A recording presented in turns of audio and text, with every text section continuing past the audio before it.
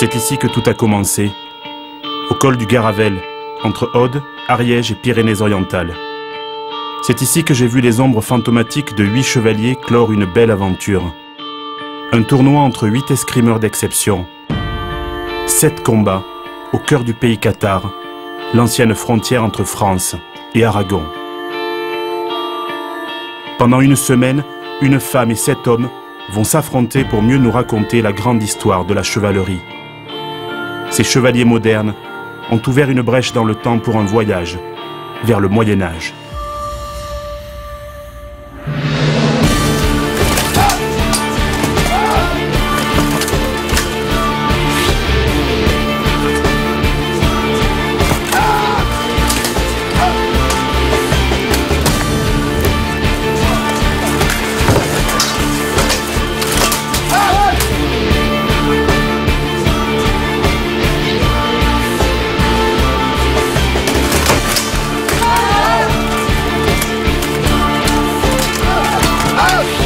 Passion, folie, doux rêve, comment juger?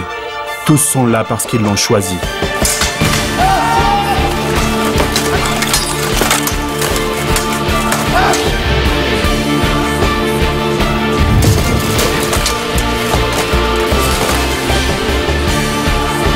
Leurs aventures nous ouvrent la porte d'un autre monde, celui des escrimeurs médiévaux, des femmes et des hommes réunis par des liens dont nous sommes loin de soupçonner la force. C'est ici que tout a commencé, et c'est là que tout finira.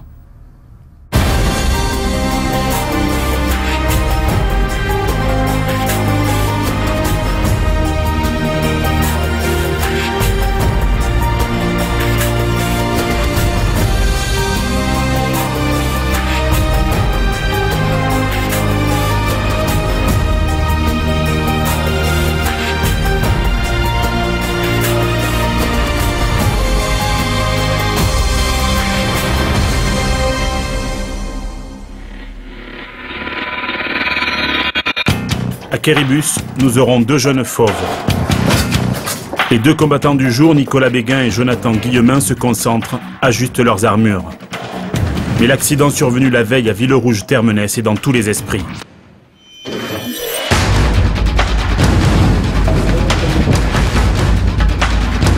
Bien sûr, on pourrait trouver insensée cette passion pour des affrontements violents.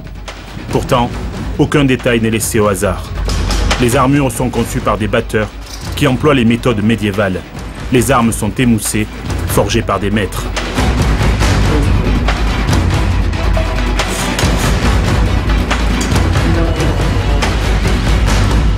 La blessure de Claude n'était d'ailleurs pas due à un coup.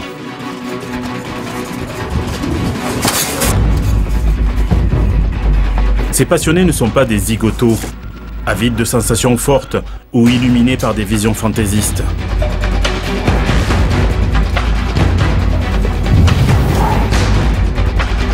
Avant de rentrer dans la lice, Nicolas Béguin m'interpelle. Il tient à préciser que son sport n'est pas plus dangereux qu'un autre.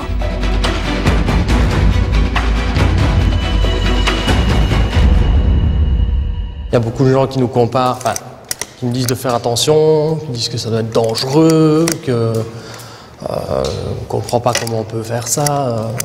Moi, j'estime que le sport que je fais, comme je le pratique, comme nous le pratiquons autour de moi, est moins dangereux qu'une personne qui fait du karaté, voire qui fait du football. Je suis équipé pour aller rejoindre Jonathan ici. J'ai mon armure complète, c'est pratiquement 2 mm d'épaisseur partout. Ça, plus le gambison qui est en dessous, parfois les arbitres doivent arrêter parce que je ne sens pas. Même à la tête, je ne sens pas le coup, mais j'entends, c'est ça qui me fait arrêter. Je n'accepterai pas de combattre contre quelqu'un qui, lui, a de gros défauts d'armure. Une personne qui arrive devant moi avec le menton à nu, je dirais non. J'essaierai d'abord de voir avec l'arbitre qui s'occupe de l'arbitre et le maréchal de lice pour voir si ça va faire quelque chose. Et si ça devient vraiment trop dangereux, je ne pense pas, je refuserai l'engagement. À ses dépens, ou à mes dépens, mais peu importe, je ne veux pas risquer de blesser quelqu'un.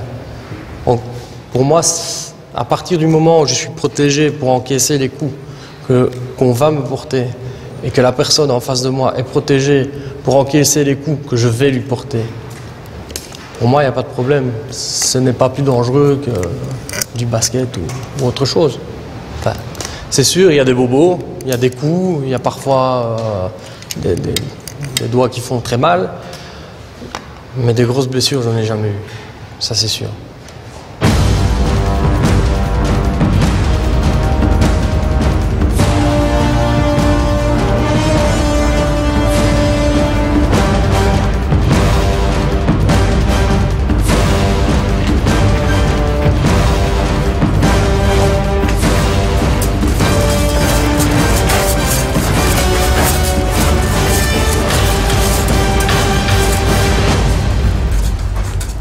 Mes seigneurs, nous voici dans cette forteresse des 1000 vents de Kéribus pour ce dernier combat.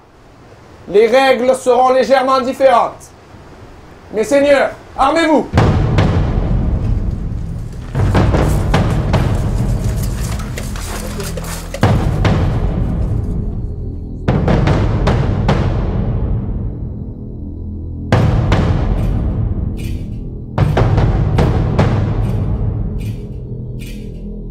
Messieurs les juges-liseurs, contrôlez l'armoire des combattants.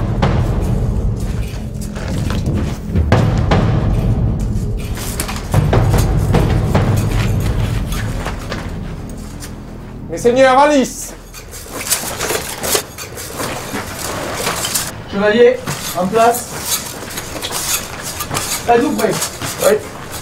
Allez!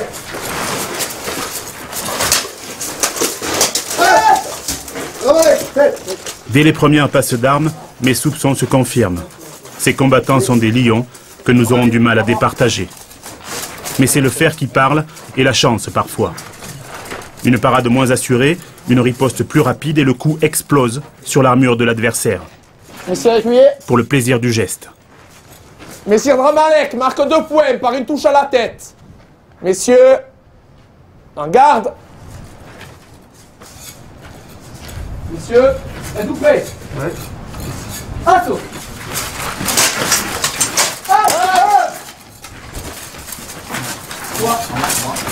Une touche au bras. Une touche bras pour Messire Guillaume. 2. Assaut! Dramalek, tête.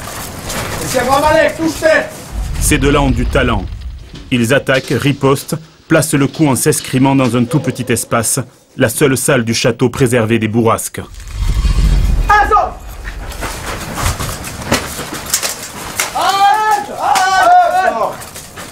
Messire Dramalek, touche corps. Monseigneur, arrêtez-vous au halte. 5 à 1 en faveur de Messire Dramalek. La fougue de Jonathan le jette sur son adversaire. Mais Nicolas, messire Dramalek, est très vif. Il combat en avançant. Assaut! Jonathan tente de profiter de l'allonge que lui offre sa grande taille. 6 à 1. Mais l'espace est trop réduit pour qu'il en profite pleinement.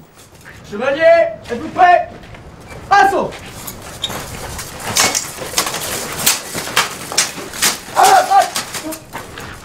Messire Dramalek, vous marquez 2 points suite à une touche tête.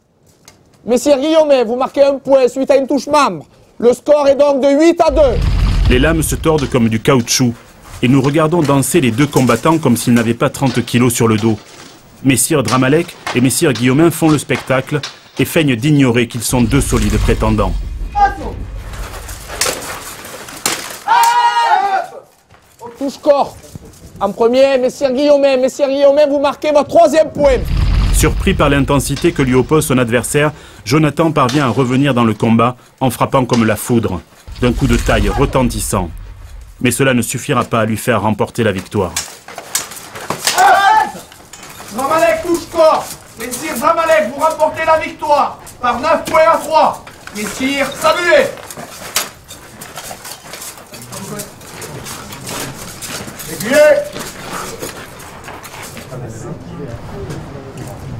De l'eau pour les combattants. À Kéribus, nous avons encore la confirmation des talents d'escrimeur de ces sportifs. Mes seigneurs, voici venu le moment du second assaut. Je vais vous demander quel sera votre choix pour vos armes. Messire Dramalek. Demi bâtard.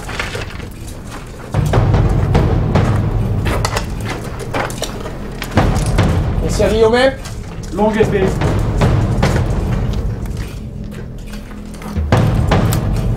Mes seigneurs, voici le comptage des points. Messire Dramalek, vous avez gagné le premier assaut. C'est vous qui commencerez à attaquer. Vous porterez 10 attaques. Le nombre de coups portés et touchés sera votre total final. Ensuite, Messire Guillaumin, qui n'aura fait que défendre, portera à son tour ses propres attaques. Et ainsi sera désigné le vainqueur de la série d'assaut. Messire, armez-vous.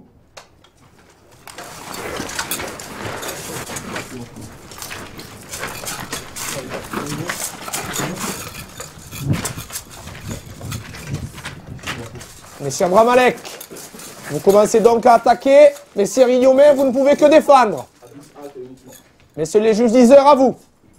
Chevalier, en garde. Êtes-vous prêts? Assaut! À ce jeu-là, c'est le plus vif qui l'emportera.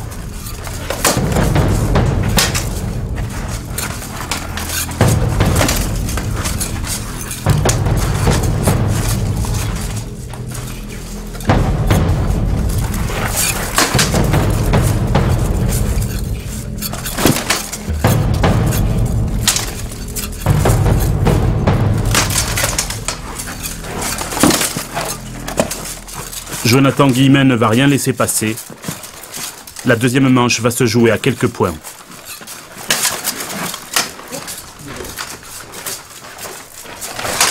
À vos points. Messire Guillaumin, c'est à vous d'attaquer à présent. Messire Dramalek, vous ne pouvez que défendre. Messieurs les juges diseurs, à vous. Chevalier, êtes-vous prêts? Assaut!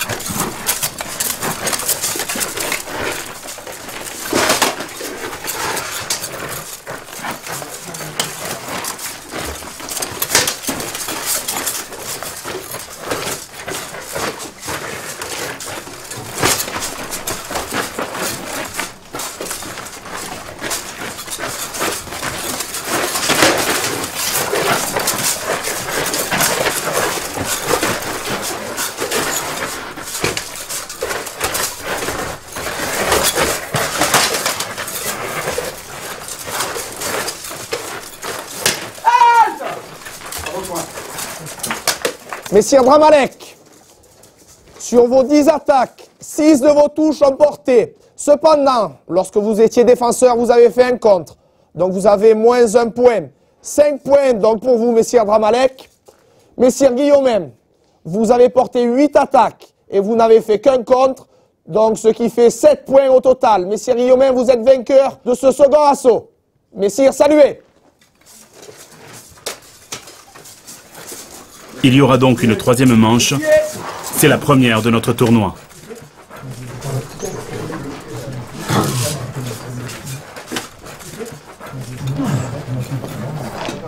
J'ai cafouillé sur la seconde annonce, ça arrive à leur emporter ça. Mes seigneurs.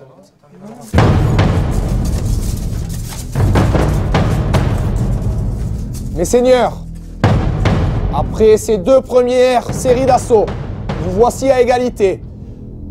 Un troisième assaut vous est proposé. Le choix des armes vous est laissé. Cependant, c'est à la première touche tête que sera déclaré le vainqueur.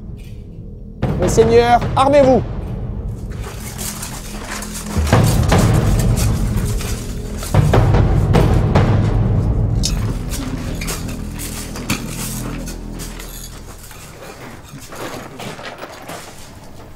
C'est maintenant qu'il le dit. Messieurs les juges diseurs, à vous. Chevalier, Êtes-vous prêts? Assaut! Nicolas et Jonathan méritaient tous deux la victoire. Ils sont allés jusqu'à la 3e manche, aucun ne voulant céder à l'autre une once de terrain. Nicolas Béguin, sire Dramalek, l'emporte.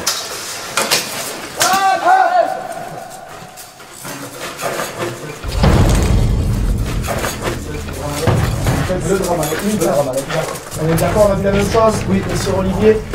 Messire Dramalek, vous remportez le combat par touche-tête. Mais Jonathan Guillemin, messire Guillaumin, ne regrette rien. J'ai un adversaire que je n'avais jamais rencontré auparavant.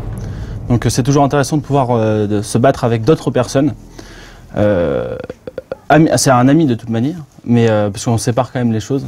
On est des lions au combat, mais on reste des amis en dehors du combat. Mais vraiment intéressant. Finalement, tous les combats m'ont intéressé parce que chacun, finalement, a une escrime vraiment personnelle. Alors c'est vrai que certains se sont, pour moi, illustrés davantage, notamment avec Jérémy, qui lui a beaucoup d'expérience. Et ça aurait été un honneur de pouvoir se battre contre lui, ou avec lui plutôt. Mais en effet, c'est un tournoi avec des expériences très particulières, très différentes, et donc très enrichissant par là. Messire Dramalek, vous êtes déclaré vainqueur. Mes seigneurs, je vous félicite pour ce match très disputé. Vous êtes allés jusqu'à la 3e série d'assaut. Messire, saluez-vous.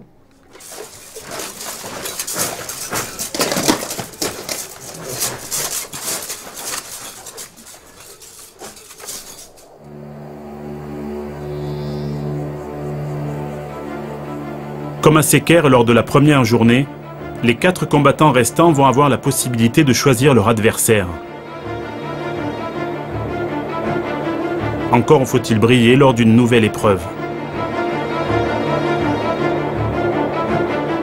Messire Frache, Messire Jérémy, Messire Gravalon, Messire Dramalek, vous avez tous 4 remporté la première série d'assaut afin d'établir la seconde série d'affrontements.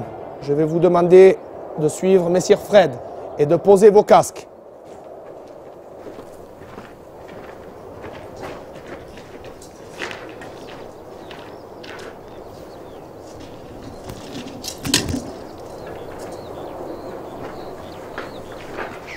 Mes seigneurs, chacun d'entre vous, à tour de rôle, tirera un carreau avec une arbalète. Il devra toucher le casque de son prochain adversaire pour ainsi le désigner. L'ordre sera défini comme suit. Le dernier à combattre tirera le premier, puis l'avant-dernier, et ainsi de suite. Chacun des combattants aura droit à un carreau d'essai. Messieurs, vous pouvez vous mettre en place.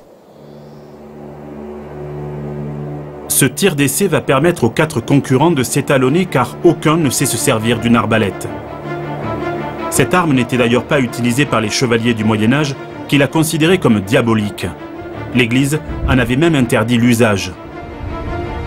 Cet essai va également nous révéler le nom de celui que chacun souhaite rencontrer lors des demi-finales. Messire Dramalek, votre premier essai.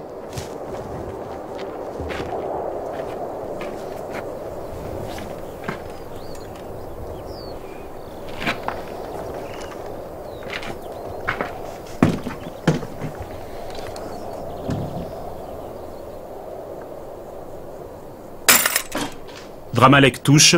Visiblement, il veut retrouver Franck Pétillot. Messire Frache, votre premier essai.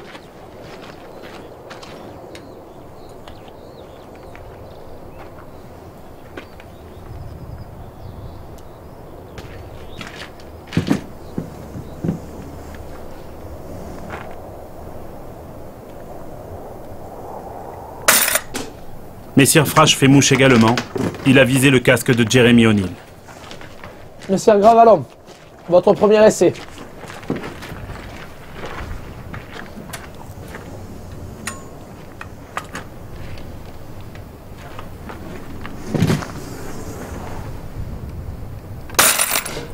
Messire Gravalon, Franck Pétillot rate. Il voudrait affronter Éric Frachebois.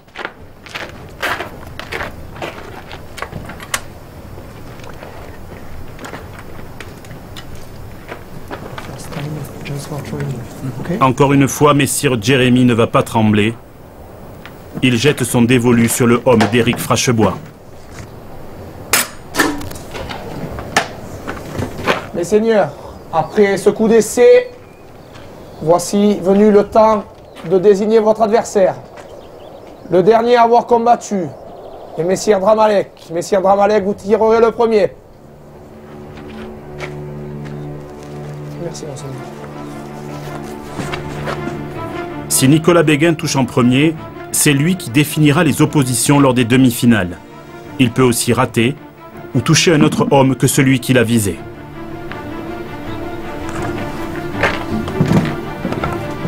Mais l'arbalète claque. Le carreau trace un trait rectiligne dans l'air du soir. La touche est correcte. Messire Frédéric, à qui appartient le casque de ce combattant? Gravalon. Messire Gravalon. Messire Dramalek, vous avez donc désigné Messire Gravalon comme votre prochain adversaire.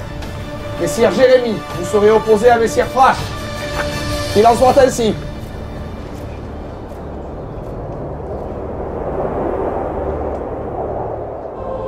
Mai, le mois du renouveau. Bientôt le beau temps nous permettra de reprendre les grandes chevauchées. L'heure m'est venue d'entrer enfin en chevalerie. Les armes vont m'être enfin données. C'est une ancienne cérémonie qui remonte au 8e siècle. À cette époque, la remise de l'épée lors du sacre des rois traduisait l'accession au pouvoir et l'épée royale symbolisait l'exercice de la justice et du pouvoir armé. L'adoubement chevaleresque apparaît au XIIe siècle. L'Église a insufflé ses valeurs dans cette cérémonie. Le rituel a même changé pour l'adapter aux exigences de la liturgie. La cérémonie a souvent lieu lors d'une fête religieuse. Mes armes seront donc bénies sur l'autel. La veille du grand jour, je vais prendre un bain et revêtir de nouveaux vêtements, puis passer la nuit en prière. Après cette veillée d'armes, le soleil nouveau me verra recevoir la lance et l'écu. Puis, l'épée me sera sainte aux côtés. D'autres chevaliers me placeront les éperons. Mon parrain, l'adoubeur, me donnera la collée, ce léger coup du plat de l'épée qui va clore la cérémonie.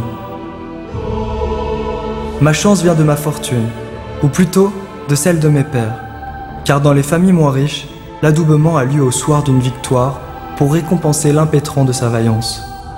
Certains chevaliers ne possèdent rien d'autre que leur équipement et leur monture. Leurs biens, ils devront les gagner en se battant. D'autres sont adoubés lors de cérémonies réunissant des dizaines de jeunes gens. Une fois armé, je sauterai en selle pour montrer à tous mon agilité. C'est un peu le symbole de la vie qui m'attend désormais. Il va falloir maintenant que je fasse chevalerie. Je vais prendre ma place dans la société, combattre pendant les guerres et en temps de paix, courir les tournois. Il me faudra aussi être fidèle aux vertus chevaleresques, être courageux, fidèle à mes amis, maîtriser mes colères et respecter les codes établis par le chapelain de Marie de Champagne. Ne pas m'asseoir à côté d'une dame de mon rang sans lui demander la permission et éviter de manger les mauvaises viandes qui corrompent la laine. À bien des égards, je me sentirais mieux dans les mêlées que dans le giron d'une pucelle.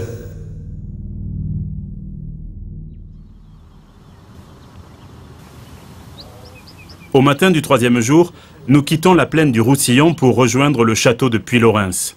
Les 2 demi-finales auront lieu dans ce site majestueux. Mais avant ça, nos chevaliers font une razzia au supermarché.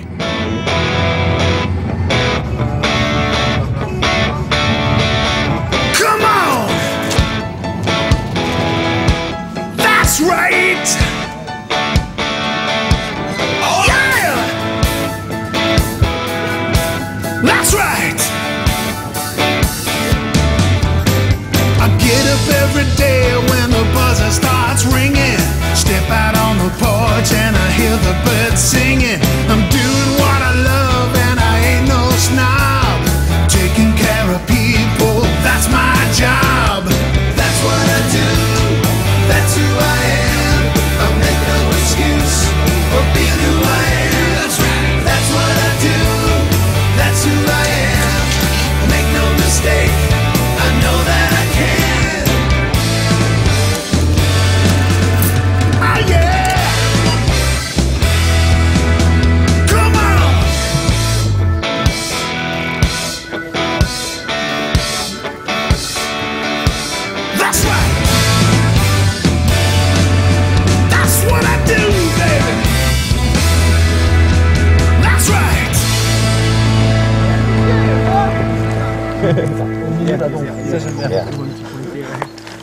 La nuit n'a pas été longue, mais les rires fusent. Le matériel s'entasse à nos pieds. Chacun fait mine d'ignorer qu'il va falloir le monter tout là-haut. Il n'a pas de sombrero vert? Non, ça va alors. Ça va alors. Non, mais c'est un sombre héros vert. Non, bravo, bravo, bravo. Oh, tout bas, tout bas, tout bas. On note. On arrête de jouer. C'est pas bien. La matinée est bucolique, parfaite pour une poignée de touristes légèrement équipés. Malheur à nous qui ne sommes ni touristes, ni légèrement équipés. Bien sur le haut du casque, comme il est dit. Tout droit. Non, comme ça. Vous risquez pas de vous faire mal? Voilà, hop. Si. Ouais, c'est bon, c'est bon. Je veux d'abord voir comment ça monte là-haut. Bon, moi je me dis à chier avec la porte. Derrière, on attendait, et puis c'est pas passé. Alors on passe par là. Non,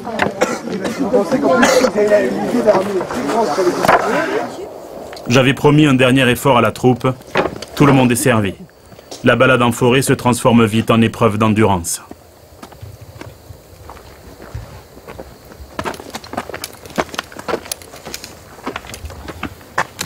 After this, we do me. Oui.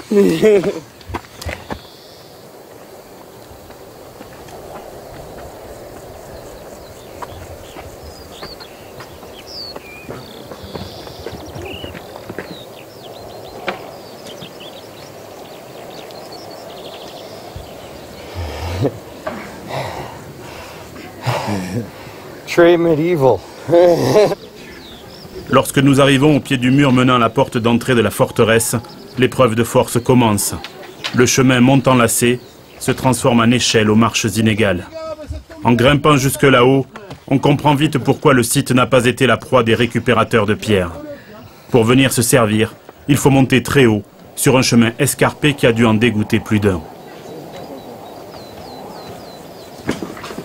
Puylaurens est donc demeuré cette imposante bâtisse, l'un des châteaux les plus méridionaux de France, un décor de contes de fées. Nos deux demi-finales vont rajouter un modeste paragraphe à sa longue histoire.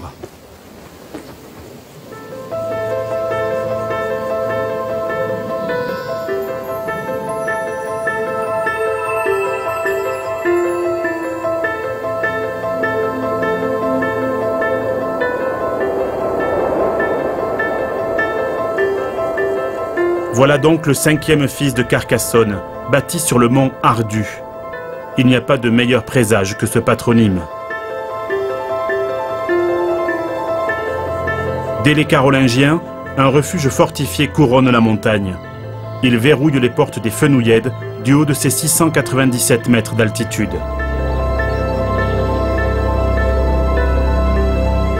Pendant la croisade des Albigeois au début du XIIIe siècle, le château de Puylaurens est l'un des seuls qui ne soit pas tombé aux mains de Simon de Montfort.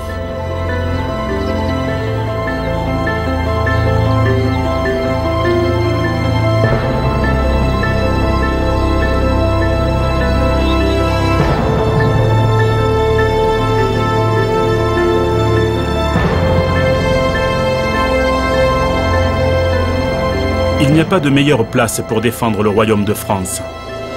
En 1258, après le traité de Corbeil, Saint-Louis le fait renforcer, comme ses frères des Corbières, pour défendre le Languedoc des incursions espagnoles.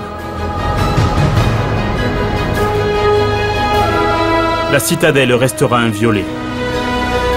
En 1659, le traité des Pyrénées la transforme en caserne. Après la Révolution, elle n'est plus qu'un repère de fantômes. Puylaurens demeure, les hommes l'ont abandonné. Jeremy O'Neill est venu de Boston, États-Unis, assez frais, pour quelques combats et des heures à crapahuter sur des chemins escarpés, avec 30 kilos d'armure sur le dos. Pour accepter cette aventure, il fallait plus qu'une simple passion, une philosophie de vie.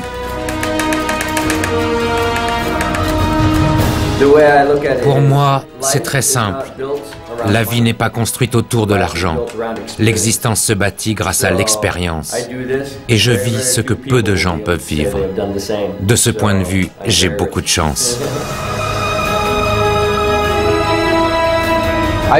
Je ne veux pas être mauvais, car si les gens me voient en armure, ils pensent que je suis un chevalier, et un chevalier ne saurait être mauvais.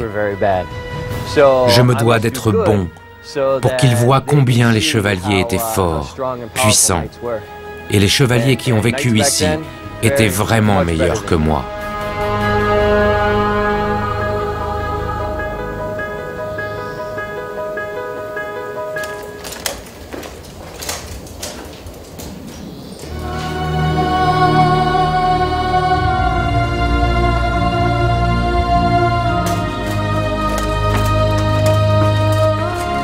C'est Éric Frachebois qui croisera le fer avec Jérémie. La magie opère dans les méandres calcaires des couloirs ruinés du château. Bien sûr, nous sommes dans un autre siècle et aucun de ces hommes n'a la prétention de se prendre pour un chevalier. C'est certainement ça qui les rend si chevaleresques.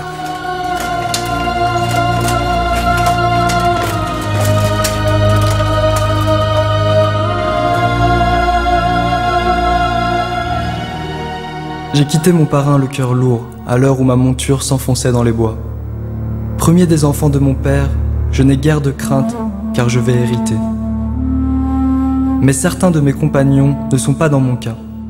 Ils doivent trouver de quoi vivre, et circulent en bande à la recherche d'un patron qui les prendra dans sa mesnie. C'est ainsi que des équipes de tournoyeurs se forment. Peut-être trouverons-nous gloire et fortune sur les routes du nord de l'Europe. Et si Dieu le veut, peut-être y rencontrerons-nous l'amour.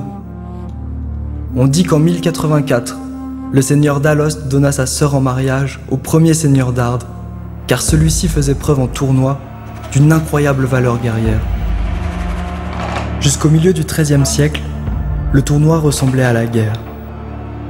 Il fallait bien calmer les ardeurs des jeunes chevaliers, si prompts à se chercher querelle. On se battait sur de vastes terrains, au milieu des rues, des villages, des vignes. Les chevaliers s'y regroupaient par affinité familiale ou régionale. Ils formaient des équipes dirigées par des champions. On s'entraînait à la guerre en tentant de capturer les chevaliers adverses, dont on pouvait tirer une rançon et auxquels l'on pouvait confisquer destriers et armures. Dans la mêlée, les armoiries permettaient de distinguer l'ami de l'ennemi. Mais l'Église voyait d'un mauvais œil ces pratiques guerrières et refusait de mettre en terre chrétienne ceux qui mouraient en tournoi. Ça n'empêchait pas les chevaliers français de continuer à se battre comme des chiffonniers. Au XIVe siècle, les tournois perdent en violence. Un spectacle plus codifié les remplace. Les BO ont d'abord lieu dans un champ clos. Les chevaliers munis de gourdins tentent d'arracher les signets de leurs adversaires ou de les faire choir dans la poussière. On peut aussi combattre à l'épée, à cheval ou à pied. Mais le grand spectacle, c'est sans doute la joute. Dans la lice, séparés par une barrière, les chevaliers brisent des lances dont les bouts sont munis d'une boule de bois. Les dames assistent désormais à ce spectacle codifié. Les vainqueurs seront récompensés par la reine du jour. En plus de se battre, les chevaliers doivent savoir danser. Et si l'on peut encore mourir d'un mauvais coup en tournoi, l'amour courtois fait partie de cette fête de moins en moins guerrière, de plus en plus réservée aux puissants, seuls capables de s'acheter les armures indispensables au spectacle.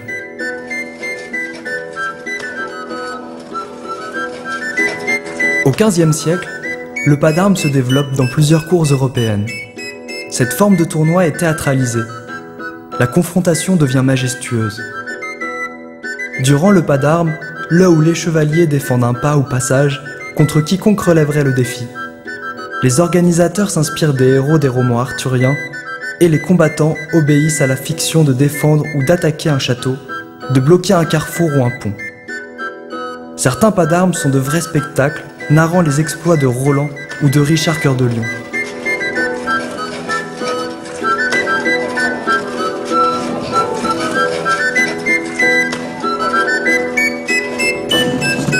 Le chevalier incarne son propre mythe durant des joutes dans lesquelles il peut encore s'illustrer en mettant en avant ses qualités guerrières.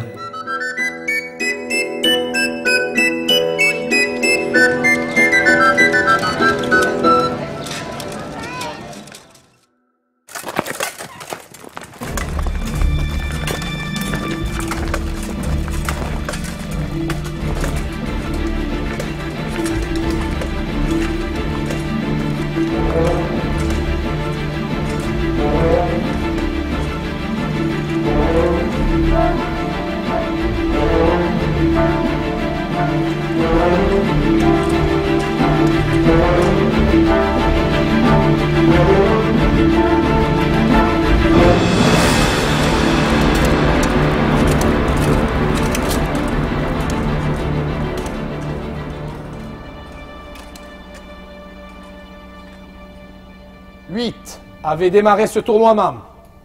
4 ont passé la première épreuve. Vous êtes 2 aujourd'hui dans le château de Puylaurens. Mes seigneurs, armez-vous.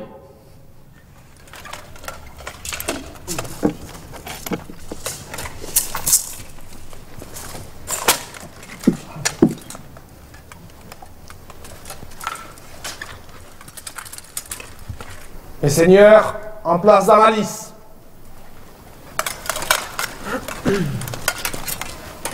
À vos armes. Prêt? Assaut! Fatigué pendant l'ascension, Messire Jérémie semble avoir parfaitement récupéré. Messire Jérémie, touche-tête, 2 points. Prêt? Assaut!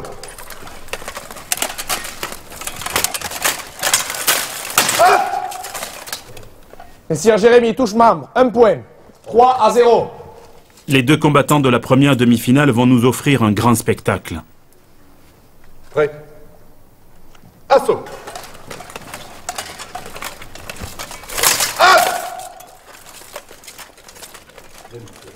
Messire Jérémie, touche-tête, 2 points. 5-0. Prêt? Assaut!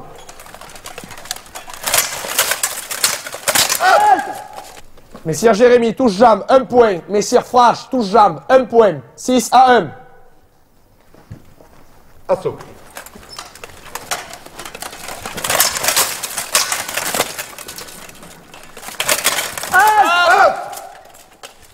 Touche la jambe pour Messire Frache. Touche-jambe, Messire Frache, 1 point. 6-2. Assaut! Halte. Messire Jérémie, touche épaule, 1 point. Assaut! À n'en pas douter, Messire Frache a enfin obtenu le combat que ses talents d'escrimeur attendaient, même s'il trouve son maître dans cette première manche. Le score est à présent de 8-2. Jeremy O'Neill exprime sa souplesse et sa rapidité, aussi bien dans l'esquive que dans l'attaque.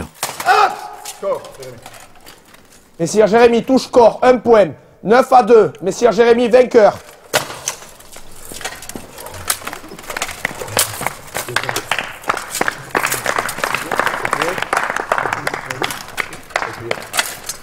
Pendant la pause, Éric Frachebois semble chercher comment contrecarrer son adversaire.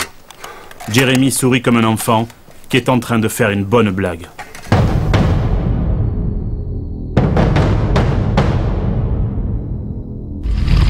Il faut dire qu'il possède une escrime jubilatoire, tout en finesse. Il sent les coups au chef qui vont lui être portés. Il les anticipe pour mieux les éviter. Il peut passer en force et, parvenu à quelques centimètres de son adversaire, arriver encore à frapper. Son buste se plie pour des touches de taille très basse. Mes seigneurs, le temps imparti est bientôt écoulé. Réarmez-vous.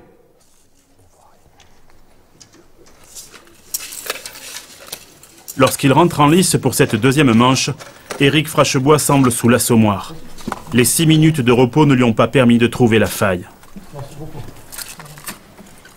Le second assaut se déroulera à l'épée et au bouclier.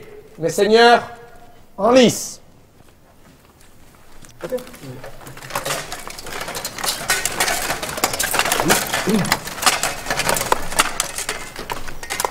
Mes seigneurs, quand vous voulez. Assaut! Porté sur l'offensive, Messire Frache a choisi d'adopter une garde réserve avec son bouclier, plus basse que la garde dite de préservation. Mauvais choix. Plus grand, Jeremy O'Neill parvient à passer au-dessus de la protection lorsque le coup de son adversaire brasse le vide. Messire Jérémy touche tête, 2 points, 4-0. C'est imparable et payant. Prêt? Assaut!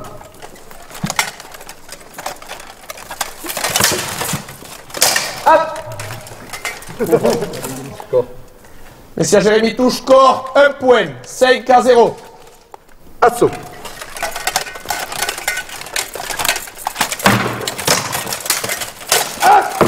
Messire Jérémy touche membre, 1 point de plus, 6-0. Messire Frache, de la hardiesse. Piqué au vif par cette remarque du maréchal de Lys, Assaut! Éric Frachebois revient dans le combat.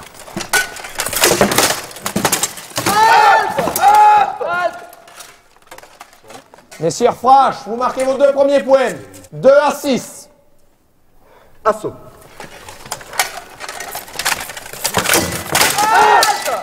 Touche à l'épaule. Messieurs Frache, 1 point de plus. 6-3. Assaut. Mais Jérémy est vif. Trop vif. Touche tête pour Messire Jérémy. 2 points de plus. 8-3. Assaut. Messire Frache met toutes ses forces dans les derniers coups qu'il porte à son adversaire. Continuez. Mais cette débauche de puissance ne suffira pas.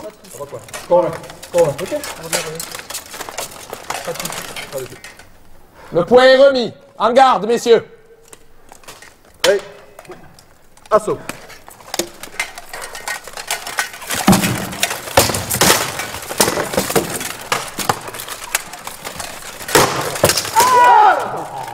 Messieurs Frache, 2 points de plus.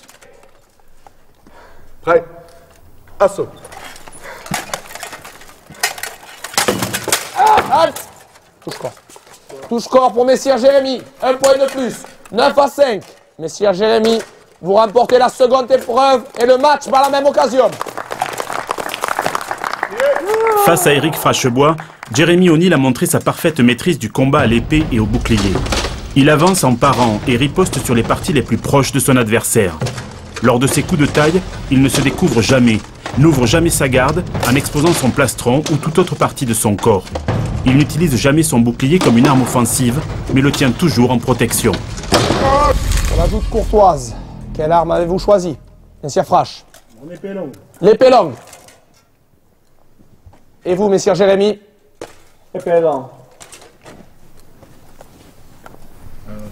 Épée très longue.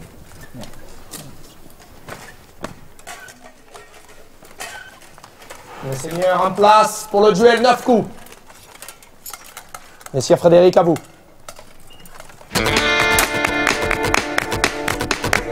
Prêt.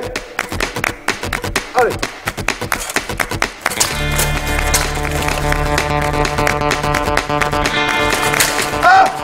Messire Jérémy, 2 points. 2-0.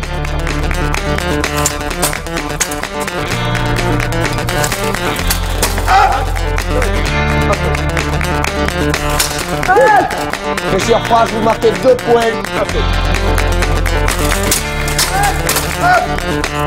Messieurs, vous êtes à égalité. Honneur et courage.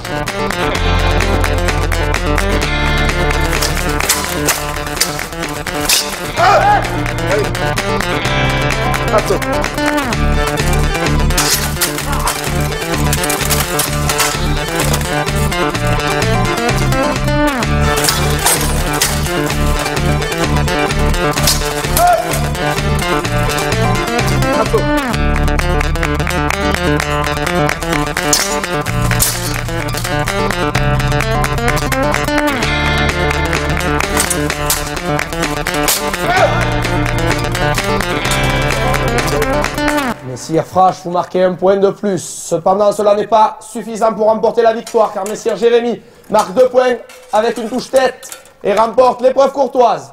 Messire, saluez!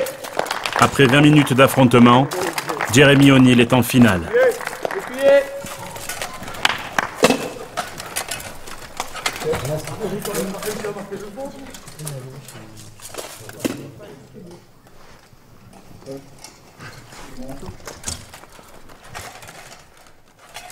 Messeigneurs, je vous félicite pour votre bravoure et pour votre courtoisie.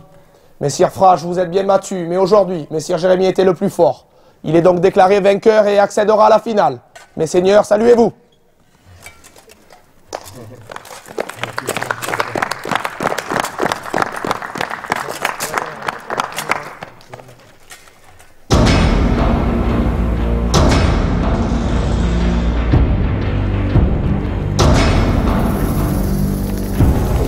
Un autre combat se prépare.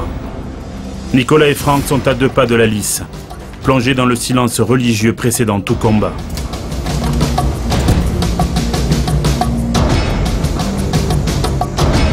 Tous deux aiment tournoyer, retrouver la furia des tournois du passé.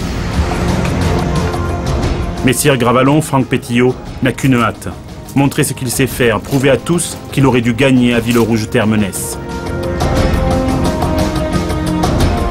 Nicolas Béguin, lui, veut profiter de ce voyage, être le digne représentant de la Belgique, nation cousine de la France. La France, dont l'histoire médiévale a été marquée par une guerre qui dura plus de 100 ans. De ce que vous appelez France, je ne connais presque rien. Votre pays en montant n'est qu'une mosaïque disparate. Le sentiment régional prévaut, et là où vous voyez la cohésion d'une nation, il n'y a guère que des relations de vassalité. À la mort de Charlemagne en 814, l'Empire s'étendait des Marches d'Espagne au sud, à la Saxe et la Bavière au nord-est. Le traité de Verdun partagea cet immense territoire en 3 contrées. Dans cet héritage, le pays que nous appelons France n'était qu'une province parmi d'autres, comme l'Aquitaine, la Neustrie, la Provence ou la Septimanie. La Bretagne est alors farouchement indépendante. Le Moyen-Âge a commencé depuis plus de 400 ans, mais ces régions n'ont aucune identité nationale. Chaque seigneur y possède son armée personnelle. En 987, le domaine royal n'est guère plus gros qu'un noyau, une petite tache de territoire, un peu plus grande que l'Île-de-France actuelle. Il faudra 340 années de plus, sous la dynastie des Capétiens, pour que chaque souverain vienne agréger de nouvelles possessions au domaine royal. Voilà où nous en sommes en 1337, début de la guerre de 100 ans. 116 années de conflit entre la France et son meilleur ennemi, l'Angleterre. Jusqu'alors, les 2 États étaient à ce point frères qu'ils partageaient les mêmes lois et la même culture. La bataille pour l'ouest de la France avait déjà permis entre 1159 et 1299 la centralisation des États plantagenets et capétiens. Avec la guerre de 100 ans, c'est le sentiment national qui se forge. En 1337, le roi d'Angleterre détient encore le Poitou, la Guyenne et l'Armagnac. Lorsque les Anglais sont enfin boutés hors des frontières, 116 ans plus tard, en 1453, la France n'a pas encore la forme du pré-hexagonal que nous lui connaissons aujourd'hui. Pour la chevalerie française, la guerre de 100 ans n'est rien d'autre que la longue histoire d'une agonie. Sur les champs de bataille, les chevaliers sont supplantés en nombre par les piétons et crucifiés en efficacité par les archers. La charge lourde ne fait plus guère recette et les flèches des Gallois transforment les cavaliers en hérissons.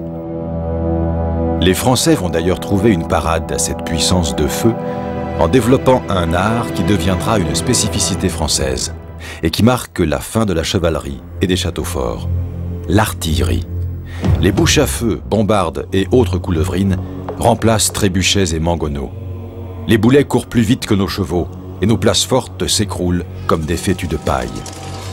Les combats entre hommes d'honneur ne sont pas légion durant cette longue guerre.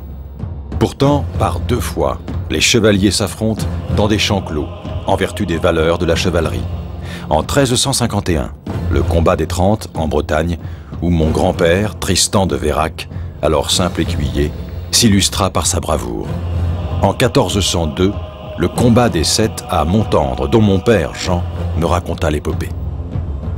Pour le reste, la guerre se résuma en une série de batailles dans lesquelles la chevalerie française se fait, la plupart du temps, taillée en pièces. J'ai ma part de gloire et de misère, de victoire et de défaite. Et Dieu m'a mieux servi en cette première moitié du XVe siècle, car les Français vont enfin bouter l'Anglois hors de France.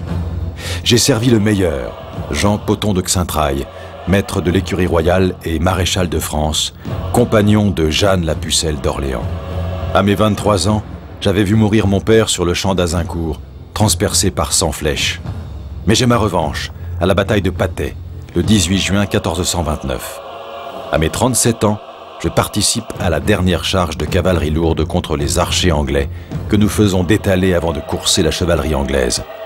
Par cette victoire, nous couronnons Charles VII à Reims et mettons fin aux contestations pour le trône de France. Jeanne sera brûlée vive le 30 mai 1431 et 2 autres victoires vont clore la guerre de 100 ans à Formigny et Castillon. Mais la canonnade y est si forte qu'elle annonce la fin de la guerre médiévale. Notre ennemi, John Talbot, a son cheval tué sous lui par un boulet. Il est achevé par un simple archer, Michel Pérunin, d'un coup de hache à la tête. Tout un symbole. À la fin du conflit, on ne cherche même plus à faire des prisonniers pour en tirer rançon.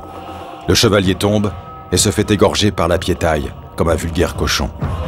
Mais la guerre de 100 ans n'est pas un mal pour tout le monde. Si la noblesse perd de sa force, Les souverains en profitent pour créer une armée permanente et sécuriser le royaume.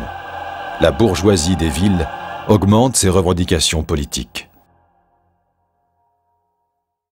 Certes, les canons et la poudre nous ont fait du mal, mais ce ne sont pas eux qui ont été les plus redoutables.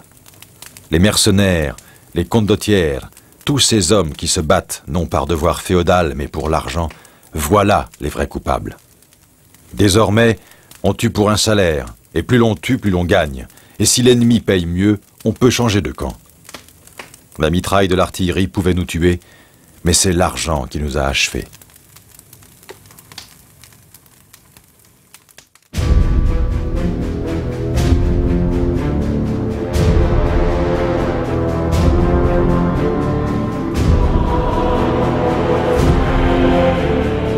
Pendant tout l'après-midi, nous avons entendu l'orage gronder sur l'écrin de montagne qui enveloppe le château de Puylaurens.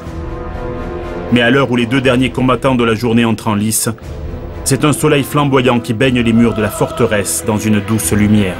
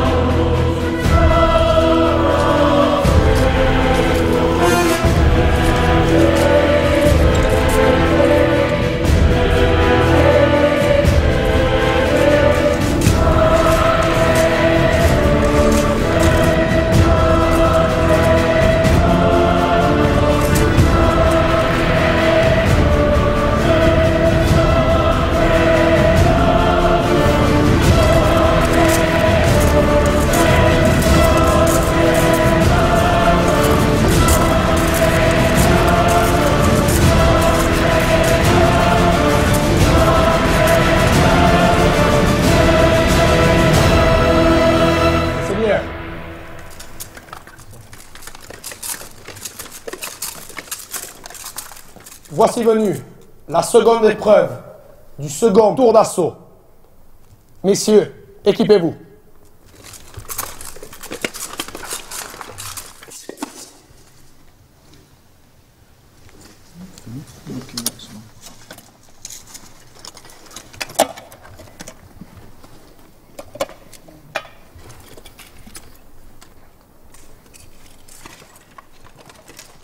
Mes seigneurs, approchez. Les règles pour ce second tour n'ont pas changé. Le tournoi se déroule toujours en 9 points, l'épée et la demi-bâtarde. Soyez vifs comme l'éclair, en lice. Messire Olivier. Chevalier. En garde. Êtes-vous prêts? Oui. Assaut!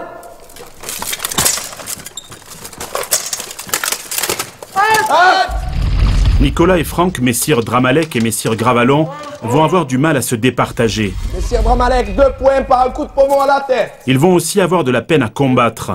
Franck, plus petit, reste au plus près pour éviter les coups. Nicolas a du mal à placer les siens.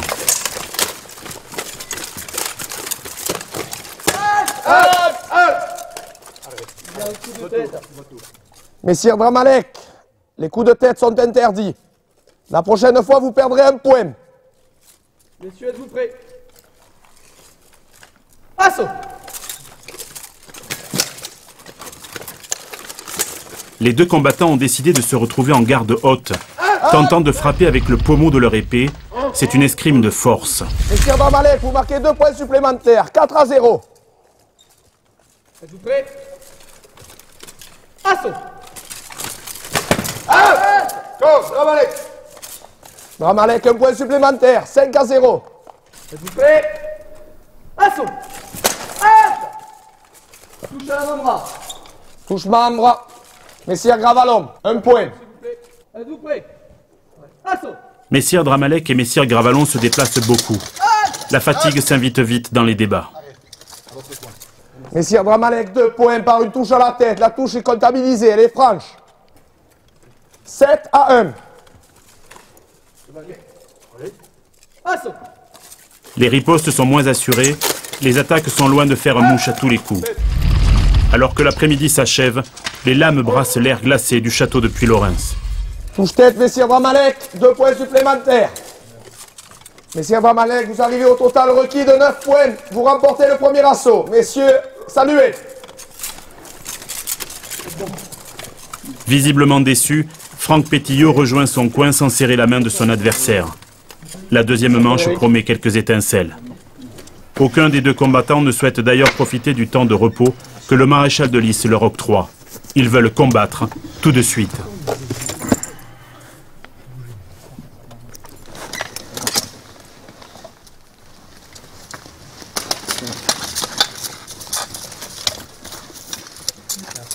Les seigneurs approchez.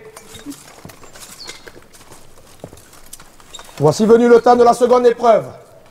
Celle à l'épée courte et au bouclier. Que retentisse la foudre dans le château de Puy-Lorraise. En garde! Chevalier, êtes-vous prêt? Distance, s'il vous plaît. Assaut!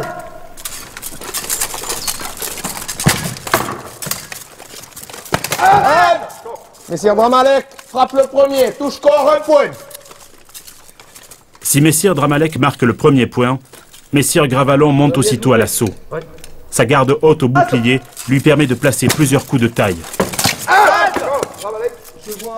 Elle est en premier pour Messire Gravalon. Messire Gravalon égalise, un partout. Chevalier, êtes-vous prêt? Ouais. Assaut!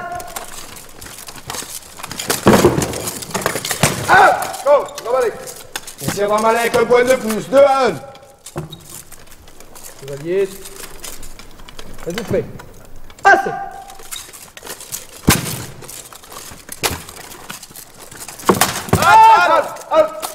Touchement pour Messire Gravalon. Messire Gravalon, vous égalisez une nouvelle fois. 2 partout. Chevalier, êtes-vous prêt? Assaut!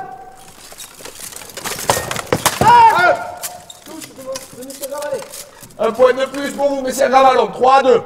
Messire Dramalek, Nicolas Béguin, se découvre trop. Assaut! Il commet quelques erreurs.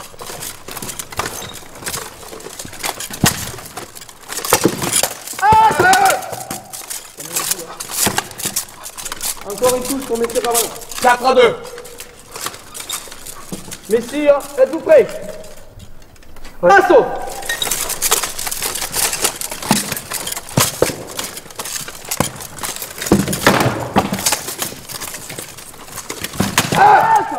Simultané. 2 touches corps. 2 touches corps. Le score est à présent de 5 à 3. C'est bien, grave. Chevalier, êtes-vous prêt? Reculez un tout petit peu. Reculez, s'il vous plaît. Approchez. C'est grave. Êtes-vous prêt? Assaut! Halte!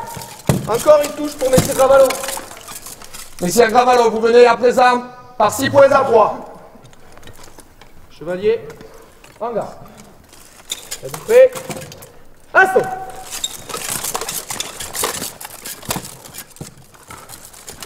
Halte! Touche pour Messire Gravalon. 7-3.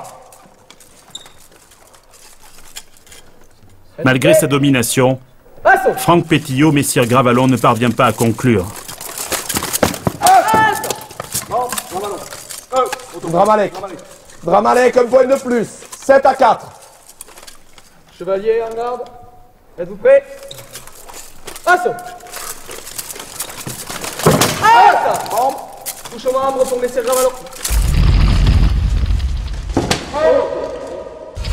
Égalité.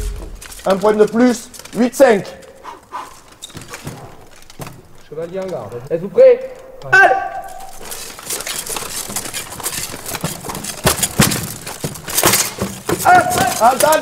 Nicolas Béguin marque une première Messire fois. Dramalek, le point vous est accordé. 2 points pour touche-tête. 8 à 7. En faveur de Messire Gravalon. Messire en garde. Puis le Belge touche une deuxième fois pour revenir à hauteur de son adversaire.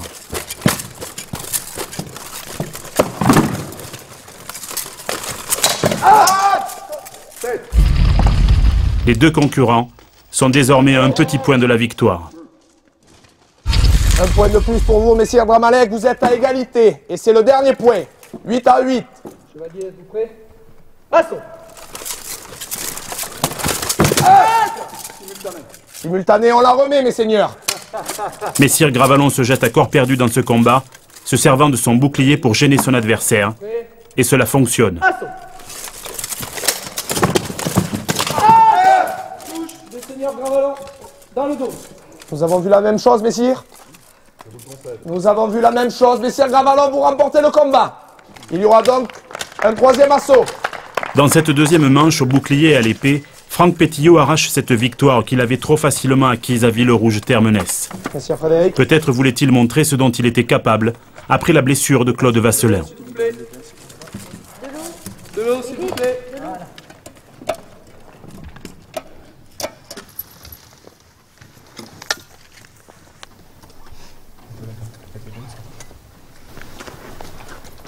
Mes seigneurs, approchez.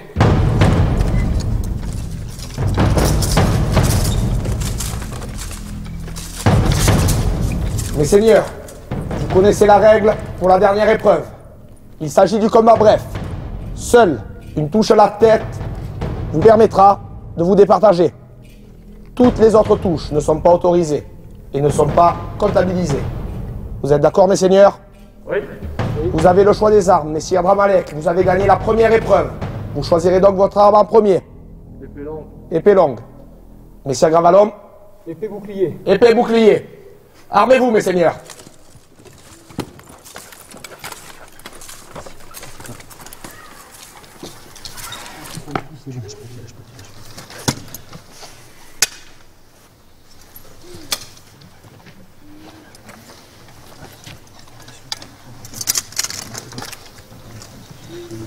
À vous. Vas-y en garde.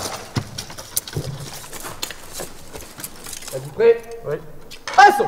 Un seul coup sur le casque de son adversaire et le troisième assaut choisira son champion.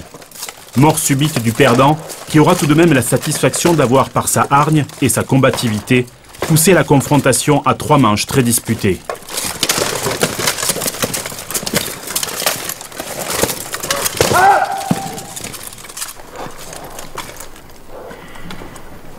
Chevalier. Êtes-vous prêts? Reculez un tout petit peu. De grâce. Allez.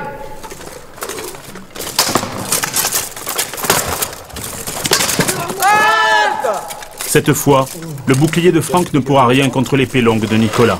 La Belgique est en finale. Messire Dramalek, le coup était ardu. Il a dû retentir comme le tonnerre dans le casque de votre opposante. Vous remportez par la même le match et la troisième épreuve. Messire, saluez-vous.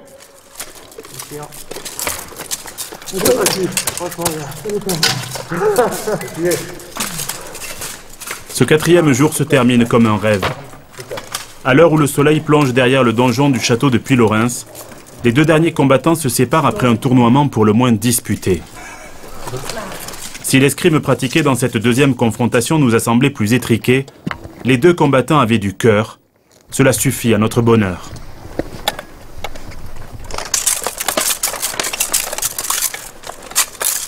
Mes seigneurs, je vous félicite. Les coups ont été ardus. Et le spectacle a été de qualité pour vos hôtes. Messire Dramalek, vous avez été le plus fort sur cette manche. Messire Gravalon, vous n'avez pas démérité. Cependant, Messire Dramalek, vous accéderez à l'épreuve finale face à Messire Jérémy. Messire, saluez-vous.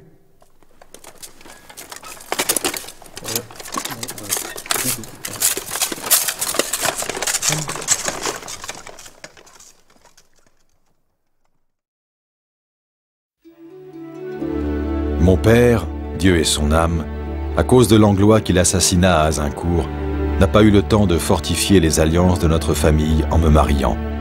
Mais j'ai trouvé mamie dans une contrée voisine, et j'ai mené à bien mes fiançailles dans le souci d'agrandir mon domaine. Tiphaine de Montcornet, mon épousée, est bien dotée, et si je la prends sans amour, nous apprendrons sans doute à nous chérir. Devant la chapelle du château, l'évêque nous a bénis, et j'ai passé la bague au doigt de ma promise, scellant ainsi l'union des âmes, si chère à notre sainte Église. L'union de nos corps saura nous donner, j'en suis sûr, de beaux marmousets et solide descendance. Tiphaine est bien gironde, et n'est pas d'âme à s'en laisser compter. Elle dirige déjà son atelier de filature et y fait broder les plus belles toiles. Voilà que les gens de ma Mesnie m'appellent sire. J'ai charge d'âme désormais. Comme mes ancêtres avant moi, j'ai rendu hommage à mon suzerain, lui promettant conseil, protection et fidélité. En échange de quoi, il a agrandi mon domaine de nouvelles terres à diriger. C'est un gage de ma loyauté. Parfois, je me remémore avec délice les jours où je n'étais qu'un simple bachelier, un chevalier sans fief. Aujourd'hui, je dois gérer, faire preuve de sagesse et de prévoyance. Mon château domine mes terres. Une partie d'entre elles constitue ce que l'on nomme la réserve. Tout ce qui y est produit me revient entièrement. Les tenures sont exploitées par des tenanciers qui me payent redevance et me doivent la corvée. Je possède également un étang, un four, un moulin et un pressoir sur lesquels j'exerce mon droit de ban. Pour les utiliser, les paysans doivent s'acquitter d'un paiement. Mon bailli veille à faire respecter mon autorité, hors les murs de ma demeure. En plus des villages, mon territoire compte 2 églises, dont les cloches rythment notre vie quotidienne, aussi sûrement que la course du soleil. Les carrefours arborent moult croix pour rappeler à tous que notre piteuse existence se déroule sous le regard de Dieu. C'est aussi sous sa gouverne que je me fais l'arbitre des disputes et des controverses, juge parfois d'un manant qui a tenté de voler ou d'un mécréant qui a assassiné. Je m'acquitte de ma tâche avec le sens de l'honneur d'un chevalier. Mais peu à peu, le pouvoir royal nous ôte cette prérogative.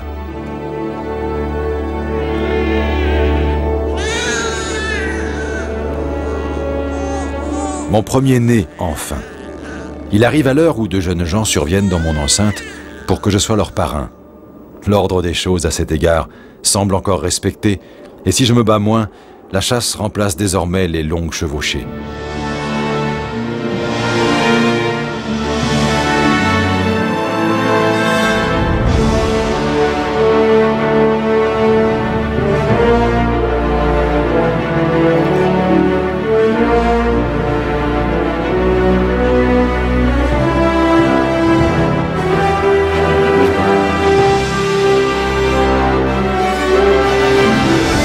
Le col du Garavel, un belvédère perché entre Aude, Ariège et Pyrénées-Orientales. C'est ici que nous allons voir nos chevaliers clore cette semaine de tournoiement. 5 jours seulement ont passé, et nous avons autant de souvenirs que si nous avions vécu 1000 ans de Moyen-Âge. Mes fantômes sont devenus réels. C'est ici que tout a commencé, et c'est là que tout va finir. La compétition comme l'aventure qui nous a liés durant cette trop courte semaine. Jeremy O'Neill, l'Américain, rencontre Nicolas Béguin, le Belge. Et puisque nous devons nous quitter à l'issue de cet assaut courtois, une triste pluie s'est invitée à cette ultime fête. Lorsque les 2 cavaliers touchent enfin au but de cette odyssée, je vois 2 chevaliers qui passent devant moi. Mais est-ce un simple jeu, un rôle ou bien autre chose? Existe-t-il vraiment l'esprit de la chevalerie? A-t-on le droit d'y croire?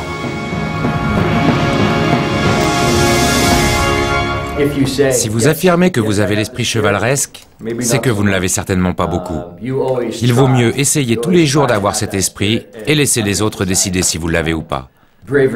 C'est de la bravoure tout le temps. Vous devez être très courageux, que ce soit lorsque vous combattez, dans votre boulot, dans la vie de tous les jours. L'existence implique de prendre des risques, être brave. C'est venir en France sans parler un mot de français.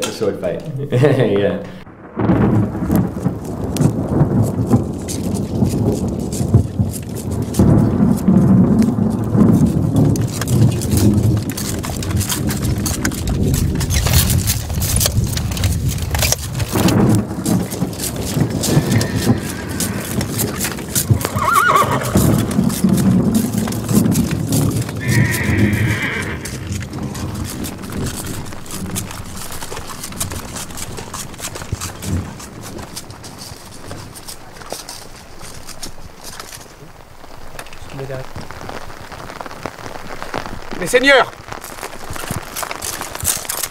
8 en chevauché par Mans et par Vaux, vous 2 êtes arrivés pour l'épreuve finale au col de Garavel. Pour la première épreuve, mes seigneurs, vous retrouverez en équipe les opposants que vous avez combattus. Messire Dramalek, vous aurez dans votre équipe Messire Gravalhomme et Messire Guillaume. Messire Jérémy, vous aurez dans votre équipe Messire Frache, Dame Christine. Mes seigneurs, armez-vous. Vous avez le choix des armes.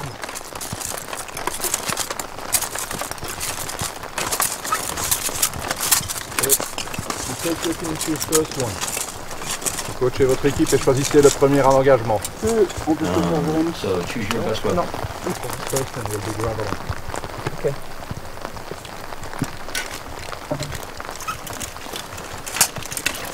Messire Dramalek, vos combattants sont-ils armés?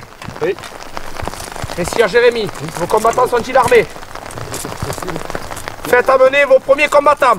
Là, allons. Il a mis deux mains.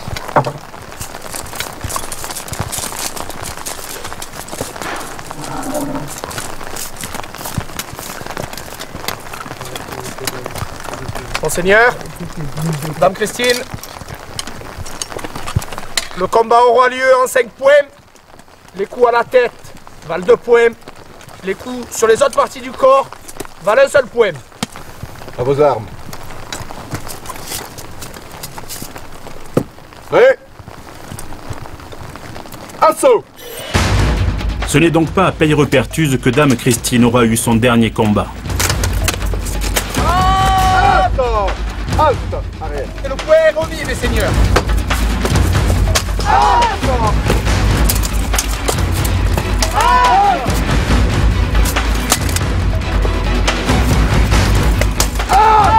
Dame Christine, vous sortez, messire Frache. Continuez.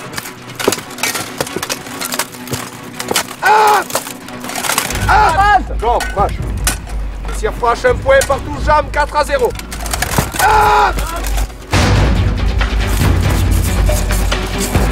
Assaut!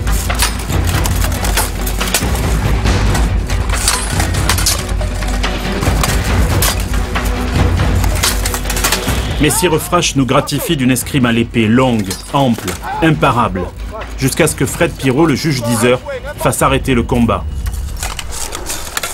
Halte combat, maréchal. Maréchal à moi.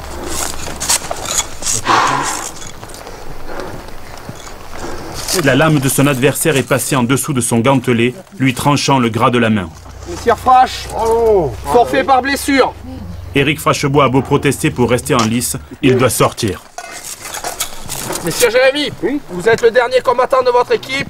Défendez votre honneur. Mes seigneurs en garde. À vos armes. Prêt? Assaut! Jonathan rêvait de cet affrontement, le voilà servi, et bien servi. Score, messire Jérémy, un point. Assaut!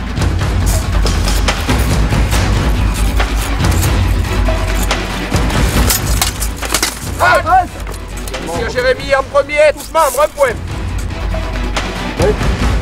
Assaut!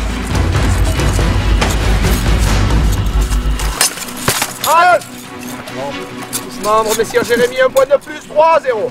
Prêt? Assaut!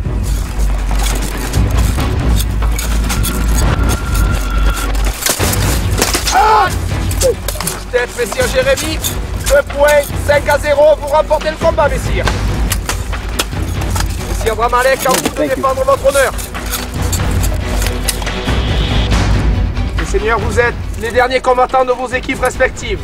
Celui qui remportera ce match remportera le premier point. À vous, mes seigneurs. À vos armes. Prêt? Assaut! Messire Dramalek, notre deuxième finaliste, va donc tenter de remporter cette première manche. Touche corps pour messire Dramalek. Touche corps aussi pour messire Jérémy. Un point partout. Jérémy, c'est la tête. Ça a bien sonné. D'accord. C'est tout pour votre honneur, monseigneur. Touche tête donc pour messire Jérémy. 2 points. 2 points à 1 donc. Prêt? Assaut! Touche au bras. Un membre pour messire. C'est un membre pour Jérémy avant qu'il reparte de l'autre côté. Un point chacun, 3-2. Prêt? Assaut!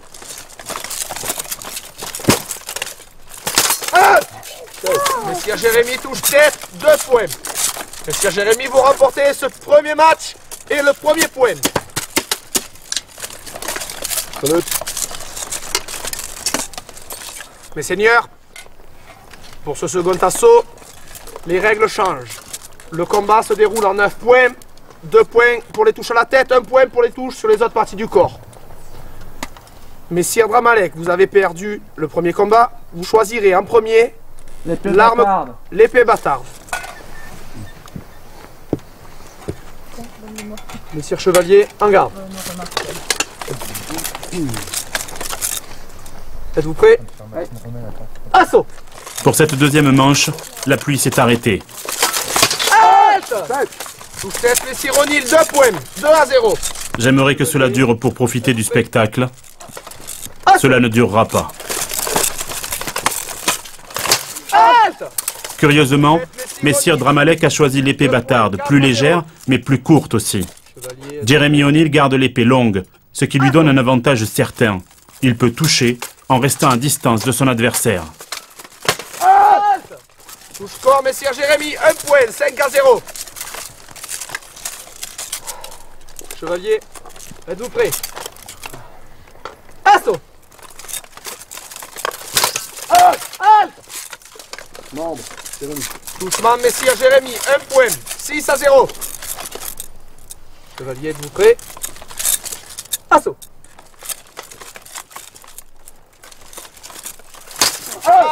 Touche tête, Messire Jérémy, 2 points de plus, 8-0. Messire, êtes-vous prêts?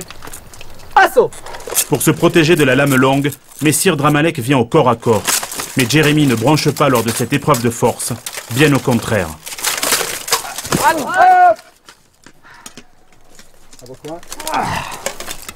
Épée? Ouais. Main? Ouais. Pied? Levé. 1, 2, 3. Hop.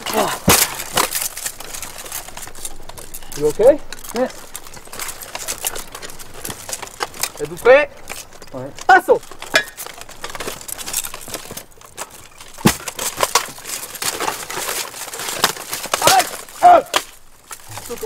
Touche corps. Messire Dramalek, 1 point, 8-1. Vous prêts? Assaut! Le choc du coup d'estoc a retenti sur le casque de Nicolas Béguin. Jérémy, 2 points. Messieurs Jérémy, vous remportez. Et le combat et le match. Jérémy O'Neill est notre champion. Les armées de O'Neill.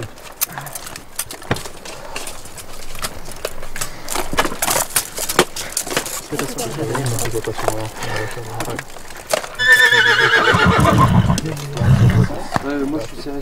Ça calme.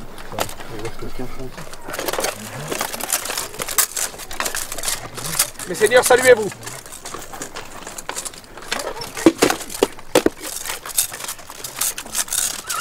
Mes seigneurs, après 5 jours à chevaucher par Mans et par Vaux, Messire Jérémy et Messire Dramalek, vous vous êtes retrouvés pour un ultime affrontement. Messire Dramalek, vous avez combattu rudement. Pourtant, à l'issue de ce dernier assaut, Messire Jérémy, vous avez été déclaré vainqueur. Acclamez-le!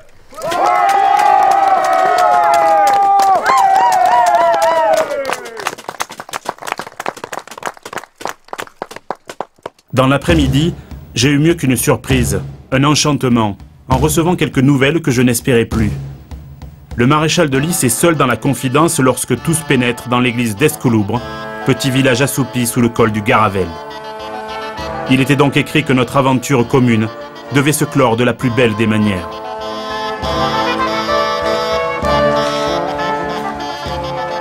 Mes seigneurs, gentes dames, le grand tournoiement s'achève, mais point d'assaut sans récompense pour la valeur de nos chevaliers. Gentes dames, il est temps de féliciter le vainqueur de ce grand tournoiement. Mais auparavant, le plus beau cadeau que nous puissions vous faire, c'est le retour de Messire Maël et Messire Brice depuis la forteresse de Beaucaire. Bonsoir, mes seigneurs.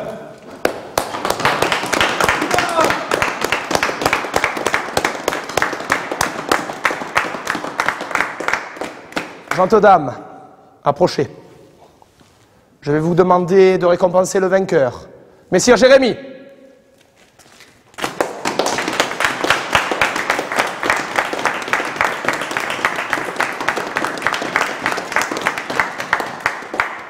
Gentes dames. Voici la récompense pour l'honneur, celui de la seconde place. Messire Dramalek.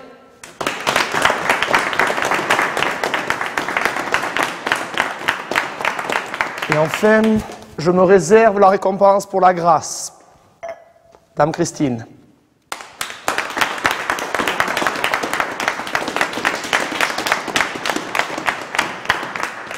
Il en est ainsi. Notre réalité avait-elle été plus belle que le mythe chevaleresque? Notre champion a sa réponse. Ça a été très dur. J'étais très concentré. J'avais vu avant que Nico était un très bon combattant. Je ne vous dirai pas que je méritais la victoire. J'ai juste eu beaucoup de chance aujourd'hui. Ça s'est bien passé pour moi. C'est l'histoire du chevalier errant qui va de tournoi en tournoi, de château en château. Un héros, comme Guillaume le Maréchal. C'était un grand chevalier qui a bâti sa fortune et sa renommée en tournoyant. Faire ce genre de choses, ça me touche au plus profond de mon âme. Ça me rend heureux. C'était une longue et très dure semaine, mais c'est une semaine que je n'oublierai jamais. J'ai de nouveaux amis, encore plus d'expérience. C'était vraiment excellent.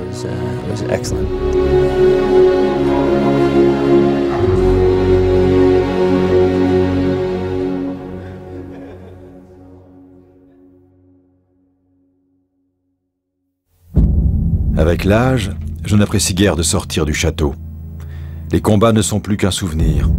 Je me contente de jouer aux échecs avec mes vieux amis et mon épouse. J'aime les divertissements des compagnons de passage, troubadours et autres musiciens.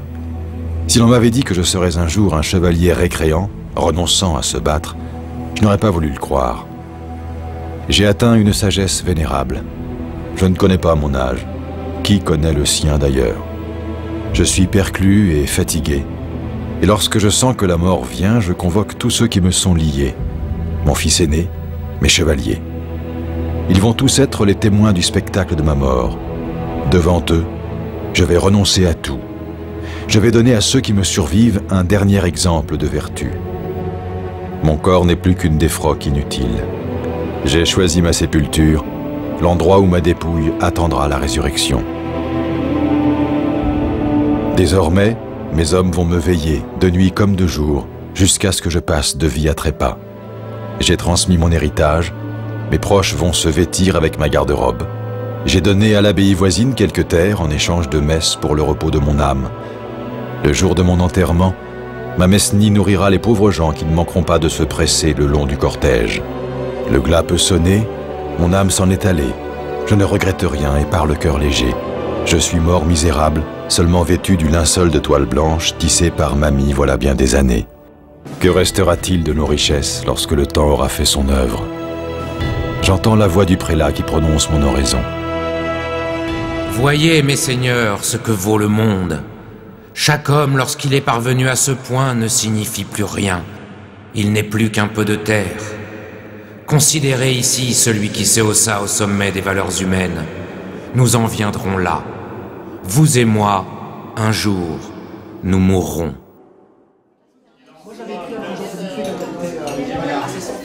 Une douce fatigue enveloppe notre noble compagnie.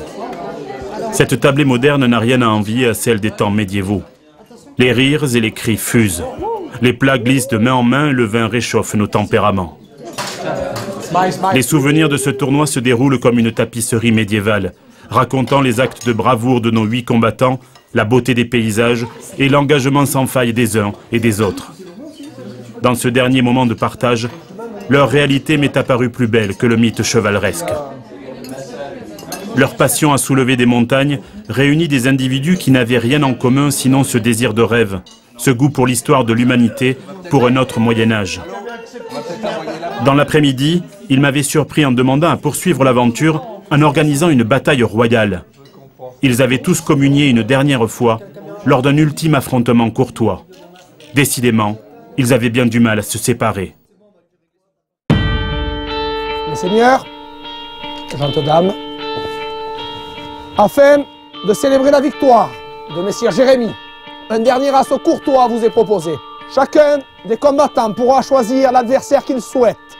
Tous les combattants combattront ensemble. Vous avez le choix des armes. Seules les touches au corps et à la tête sont comptabilisées. Mes seigneurs, gentes dames, en place. C'est ici que tout avait commencé, au col du Garavel, ma main dans celle de mon fils et son regard pétillant, lorsque je lui avais raconté ce que nous pourrions faire là, clore un tournoi entre 8 escrimeurs d'exception.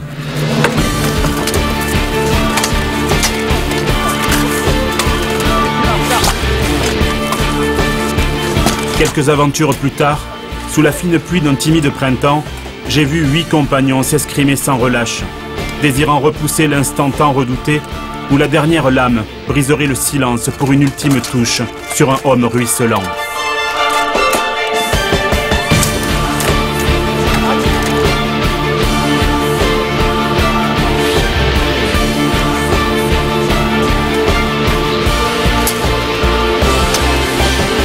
Et lorsque Jérémy O'Neill est entré dans la lice, nous savions qu'il ne pouvait que vaincre, car il était le digne représentant de tous les autres, agenouillés autour de lui non par soumission, mais par respect, par affection. Il incarnait la figure exemplaire de ce qu'ils étaient tous, sans jamais vouloir le dire, des chevaliers.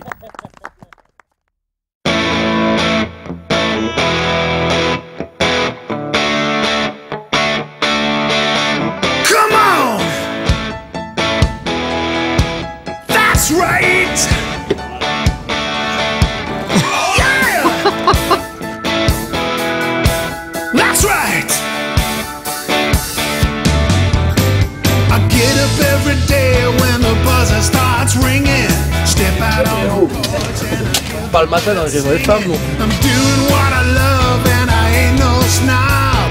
Taking care of people, that's my job.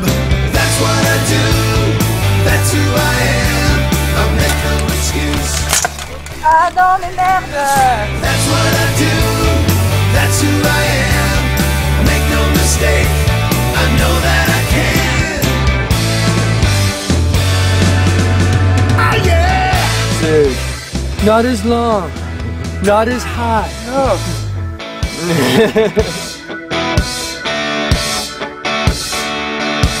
That's right. Ooh, yeah. I get up every day when the buzzer starts ringing. Step out on the porch and I hear the birds singing. I'm doing what I love and I ain't no snob. Taking care of people, that's my job. That's what I do.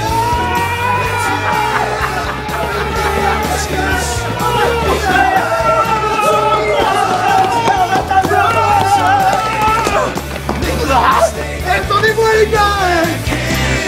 That's what I do. That's what I do. That's who I am. That's who I am. I make no excuse. No excuse for being who I am.